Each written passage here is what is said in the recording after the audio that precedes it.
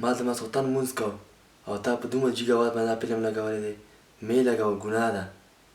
وبخه قاري صاحب ډېر زیات وبخه تا مونځ کو او ما فلم لګولی و اوس هیله شروع شو فلم خو نشم بندوی خو اواز به بې بند کړم ګوشکي به پکې ورکړو.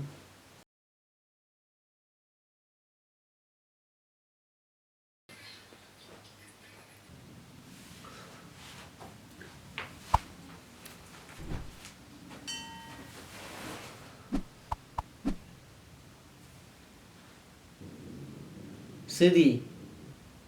ته ما ته دا ووایه چې دا ماشوم پیدا شي په یو غوږ کې ورته اذان کوي او په بل غوږ کې ورته تکبیر وایي دا ولې؟ والله نه پوهېږم چې ولې ورته کوي خو دا فکر کوم دا زمونږ او ستاسو رواج دی د مسلمانانو به چې ماشوم پیدا شي غوږ کې ورته اذان او تکبیر کوي کیدای شي همدا وجه یې نو. نه ګرانه دا رواج نه دی.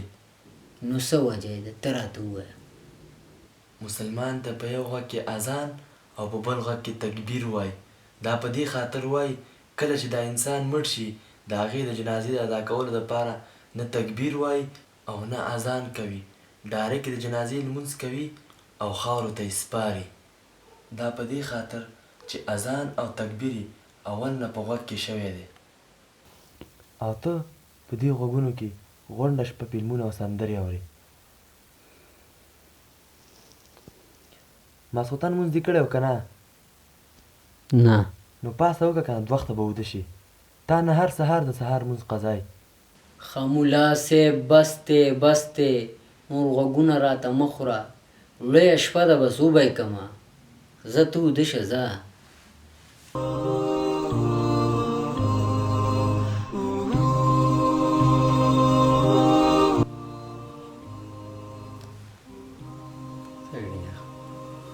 خپله دې مونځ وکړه په مونږ څه له احسانونه کوي.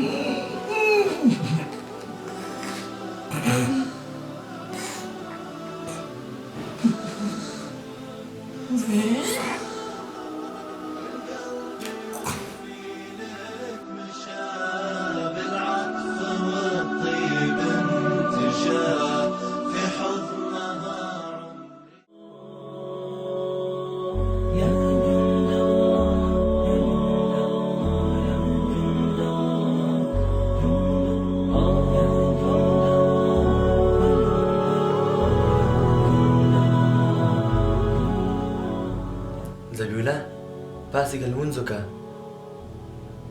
زبیوله تا ته یم که نه پاسې لمونځ وکړه.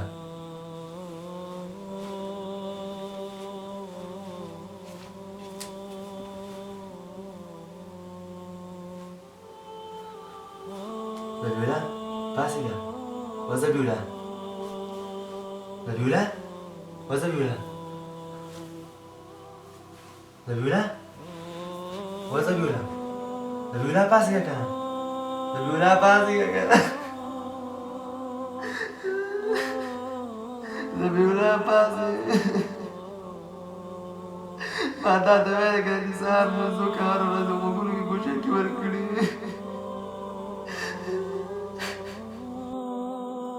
ژوند دومره لنډ دی چې څوک په یو صحنه باور نشي کولی چې ژوندی به وي یا مړ.